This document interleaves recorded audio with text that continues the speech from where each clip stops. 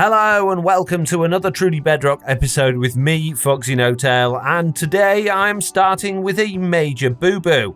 I've recorded quite a lot of this episode already, not the whole thing, only to find out that I am missing a lot of my audio because I didn't have my microphone plugged in. How stupid, how silly, but hey, here we go.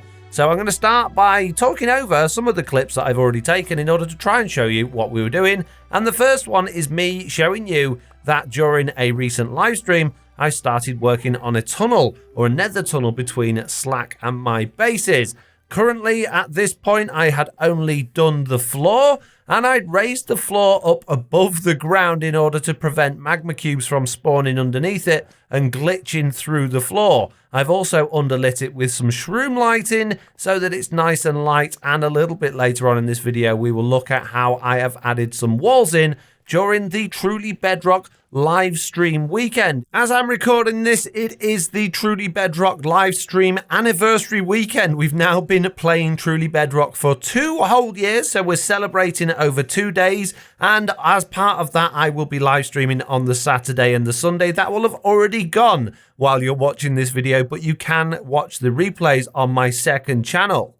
So I decided to record this video interweaved around the Truly Bedrock livestream weekend, and one of the things I did before my first slot was to come back to my creative world and do some more work on my castle. Now the first thing I did is show this off in RTX mode because I didn't do that in the last video, and also mention what amazing feedback I had since my update in the last video of my castle. People seem to really like it. So I thought I'd come back and do a little bit more work on it, which involved making it look a little bit more tatty with the block palette and adding some extra spires. This time, instead of just cutting to the end of me having worked on it though, I actually talked you through a little bit of the process that I was going through, which was basically replacing a lot of the stone brick with some andesite and other stone in order to make it look less stone brick heavy and a little bit more detailed and interesting, and I think that works really well, particularly with the more detailed areas like the top of that spire. I think adding in that block palette variation really does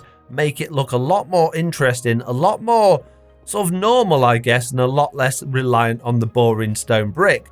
I then went on to talk about how I'm only concentrating on the outside of this building and not getting myself worried about what the inside's looking like. Now, as much as I put in some temporary floor ideas for where I think the first floor should be, I'm not going to worry about staircases and linking all of the towers up to the inside until we've actually built this thing for real on Truly Bedrock, and then it will be an interesting mission to try and tie it all together and make it look good on the server. But I think that's better done in game rather than on here, purely because this is all going to change when I build it on the actual Truly Bedrock server. This is just an idea. This is not the exact build we're going to be going for.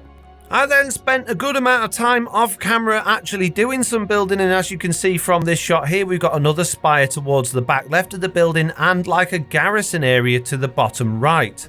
I've been keeping in with the same block palette throughout, adding in that variation of the stone, andesite and stone brick, and I think it's come together really well. The back of the castle is still a big flat stone brick wall, which obviously will change, and the spire there doesn't have a great deal of detail or interesting things on it, but it will have later on. Basically, I'm adding to this bit by bit rather than doing it all at once so that I can sort of get a feel for each bit as it comes together. But I'm really happy with how it's looking so far, and I can't wait to get cracking on it and really get this built on the Truly Bedrock server. And from this point in the video, the rest of the clips all have their original sound. So the first live stream from the anniversary live stream weekend is out of the way and done, and we worked on the nether tunnel. Now you see how this one is nice and light and bright and open. The one we've been working on, although not finished, is nothing like it. In fact, it is the complete opposite, and at this particular moment in time, I'm not particularly happy with it. So we've got a very dark and dull and not particularly wide and bright and opened tunnel here. Now what we went for is just sort of kind of a weird wiggly line idea, which I kind of think works on the flat over there, but as you get onto the angles, it's really difficult for it to follow through. It's actually really hard building this. So on the other side, we just went for some straight lines, and I think that looks absolutely awful, if I'm being completely honest with you. So I'm in two minds about this tunnel right now. Because it only serves as a link between mine and Slack's base, chances are I'm not going to travel down it very often, particularly on camera. It just serves the purpose of being a spawn-proof way of getting back and forth without dying to lava or magma cubes or ghasts, really. So I'll probably just leave it as it is.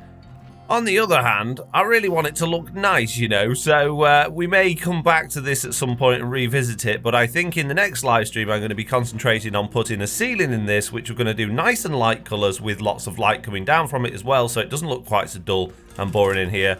And also then continuing it the other side, because that's only half of it. We've got a whole other side to do to actually link up with Slack's base there. So there's a lot of work to do still on this tunnel, which is why I'm not overly keen in the idea of ripping it out and starting again.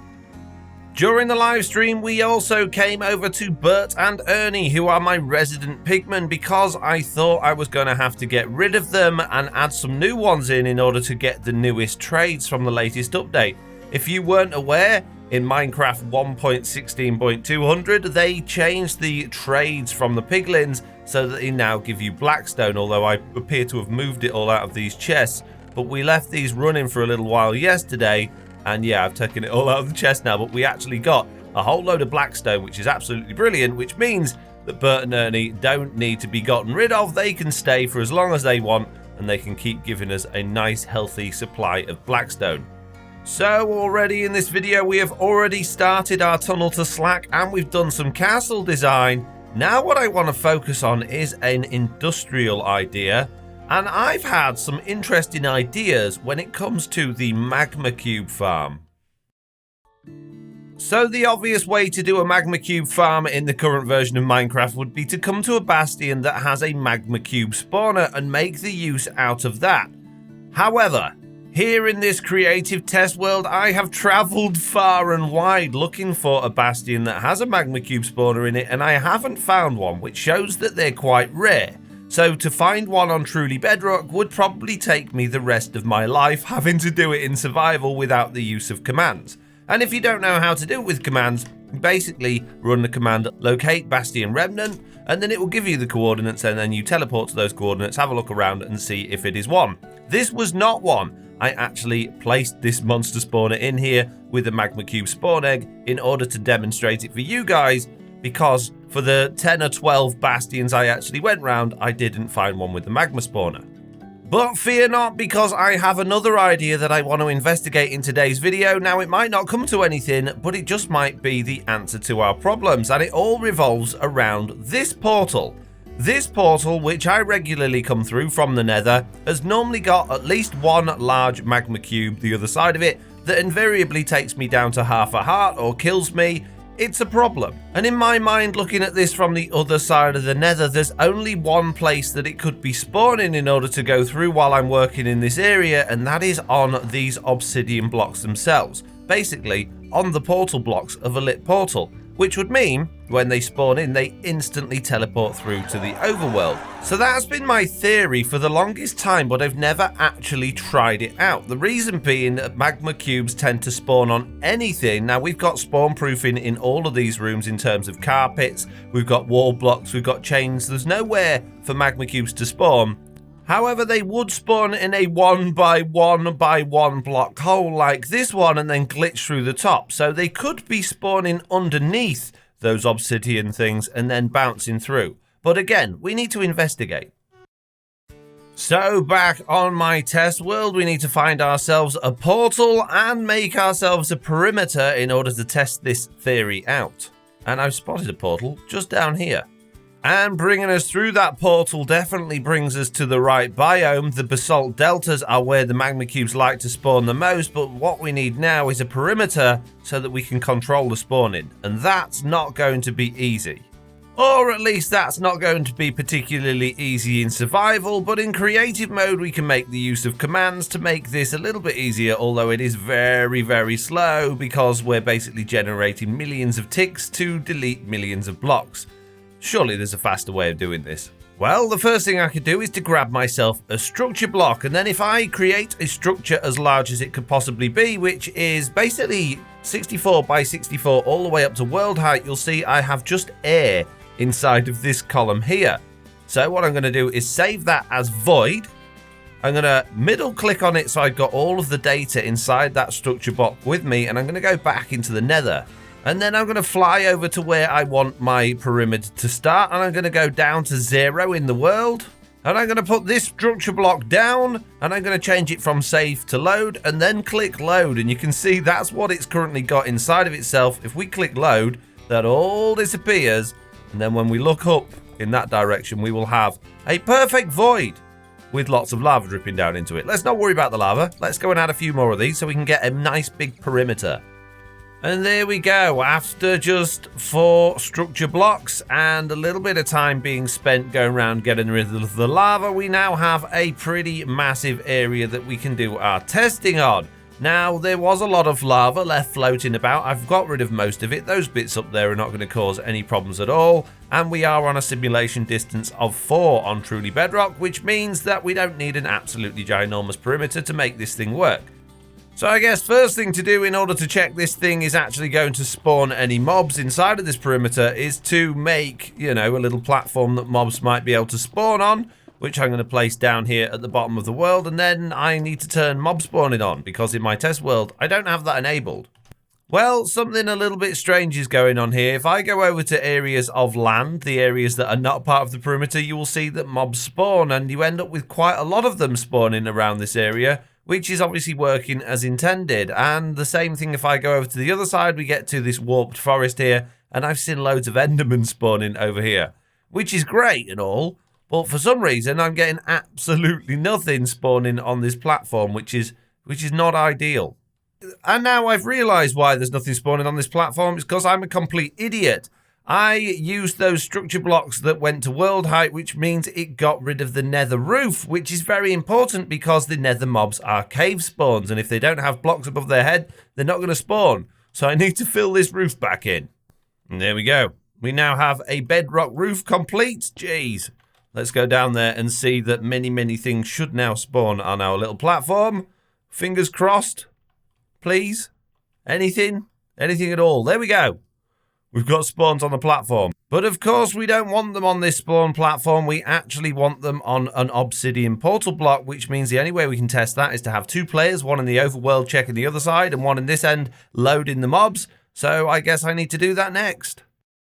We now have a portal in place and Big Chicken above it at a distance where mobs should spawn away from him. There is absolutely nothing below any of this, and some reason half of the floor down here has gone missing. I'm not sure what happened there. Let's hope that won't cause any problems, and let's go through into the overworld and find out what happens.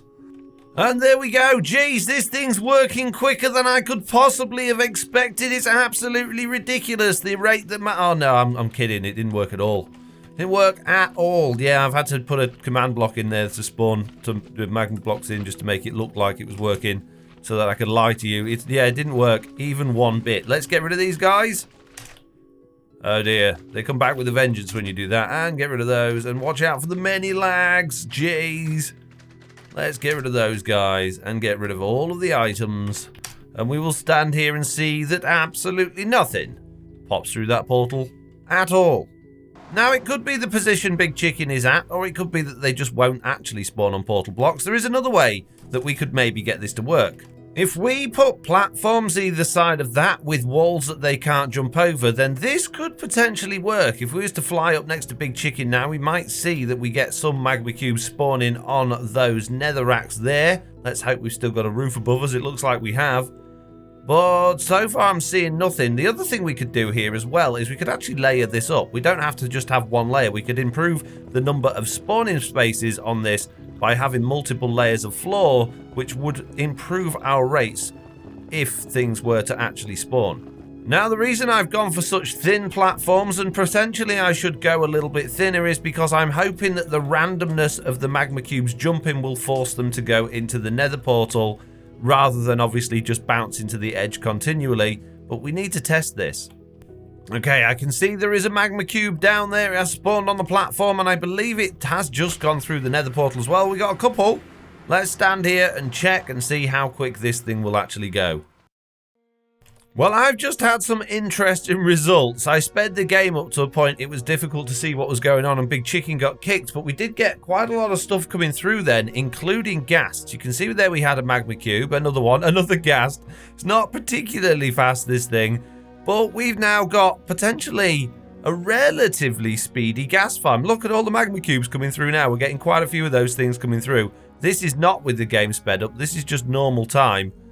Yeah, I think this, if we was to kill those off quick enough this side, this wouldn't be an awful farm to have, and it certainly would save you a lot of time going and get a Bastion Remnant.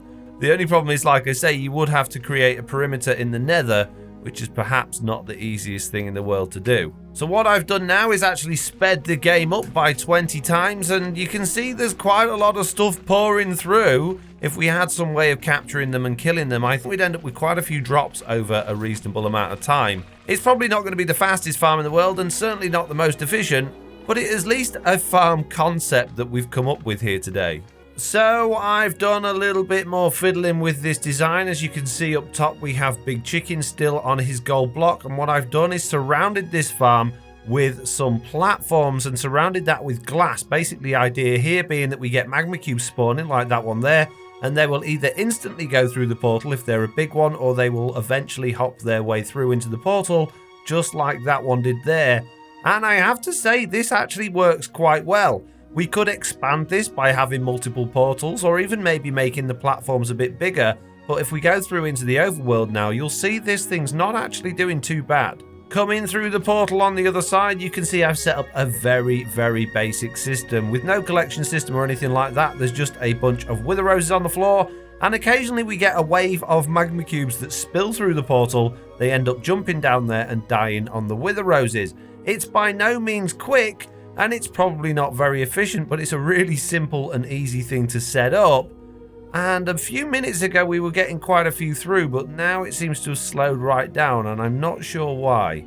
So realistically, I don't think it's a bad idea, although unless you've already got a perimeter, there's going to be a lot of work involved in digging that out. But the actual farm itself is relatively easy, and it would be easy to expand with multiple portals and more platforms. The only thing I can't figure out is why it is so hit and miss. All of a sudden, you'll get a big wave of them come through one after the other, and there'll be loads of magma cubes in that chamber, and then there'll be nothing for absolutely ages. Running this with increased speed, you can get an idea of what I'm talking about with the waves. We get a whole bunch through, and then it's quite consistent, and then it just dies off and we get nothing.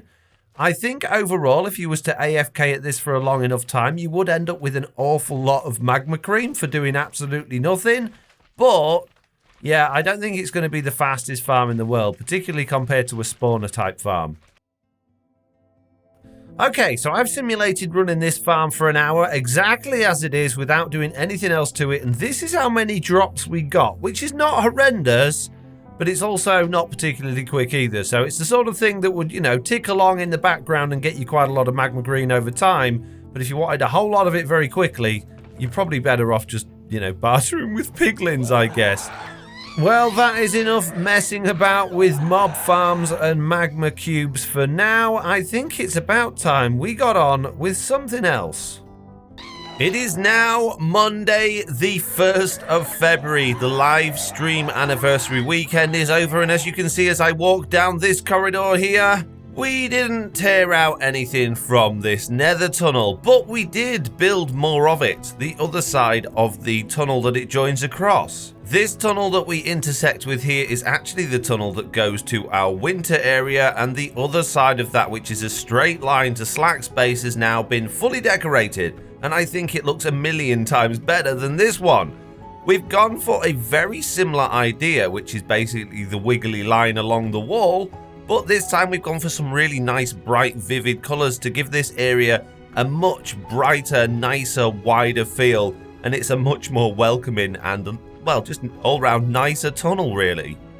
Flying down this one is in stark contrast to flying down this one, which is tight, narrow, dark, and dingy, so I will be completely tearing this side of it out, probably on my next live stream. And yeah, redoing this one to be in the same style. Now, it is going to be tricky because this one is on an angle, but we're going to widen it up, get rid of all of that, and go with the same design we've got in here, because I just think this works really well.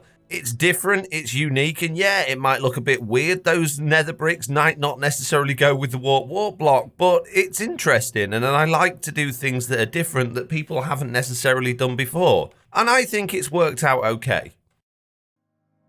So back home at our planning board, we still got a lot of work to do, and we can't exactly tick a great deal off in this episode. The tunnel to Slack needs to stay orange because we're going to be redoing it, which is a shame we can't tick that off, and the castle design still isn't finished.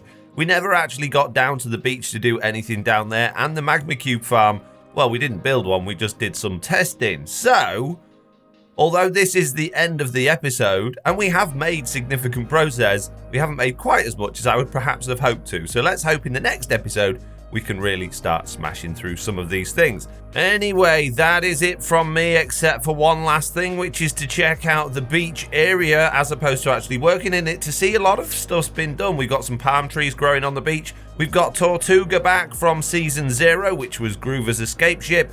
We've got an island, which is in the shape of the Season 2 moon that I think Silent Whisper has done. And over at our little walkway down from our base, Jessie B has been working hard in her live streams to terraform the underside of that for us, which is absolutely amazing. Thank you so much, Jessie B, for doing that. Your hard work means an absolute ton to me. I could never have done that on my own. I think it looks absolutely fantastic. And yeah, I'm over the moon with that. So thank you for taking your time, Jessie, to do my work for me. It's amazing. Absolutely ridiculous. Wonderful people on this server. I absolutely adore playing here. And let's hope that this 2 years reaches to 10 years and then even more after that with a bit of luck. If it was up to me, we'd go on forever. Anyway, on that note, I will have to say, unfortunately, thank you all very much for watching. I hope you enjoyed this video. I hope you're enjoying Truly Bedrock, and if you haven't checked out any of the other members, make sure that you do, because we are all wonderful here. On that note, I'll see you all in the next one. Bye! Oh, didn't even hurt. Bye!